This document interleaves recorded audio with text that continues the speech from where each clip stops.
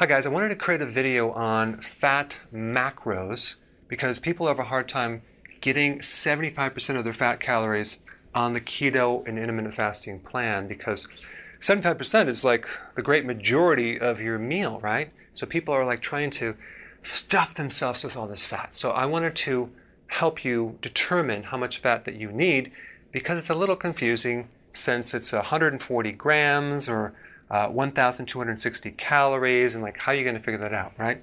Well, this is what you should really do. Determine this by your hunger, okay? In other words, if you're satisfied, do not eat anything.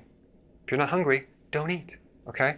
So you don't have to force yourself to increase more and more fat to try to match this.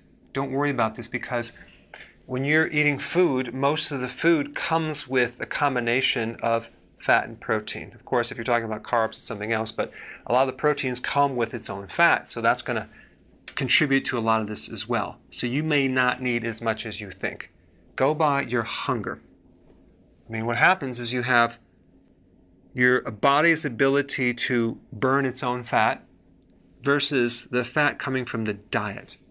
The goal is to get you over here where your body is burning your own fat and eating your own fat as its meal. So number one, when you're starting out, you're obviously going to use more fat because your body has not adapted yet to burn your own fat. And that external dietary fat will allow you to go from one meal to the next more comfortably. Okay? But when you get into it and you're adapting, you're going to need less fat because your body's going to use its own fat. So yes, your calories will decrease in your meals because a lot of those calories that you're eating are your own fat calories. Okay, does that make sense?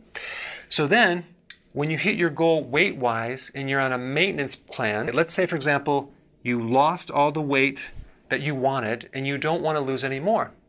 Simply increase the amount of fat in the diet and that will cause you to burn up less of your own fat. Okay, so you're going to increase your fat in the very beginning and in the maintenance, but not in the middle. Does that make sense? So those are some points I wanted to cover. Hope that clarified things, and thanks for watching. Hey, if you haven't already subscribed, press the button below and I will keep you in the know. Hey, that rhymes.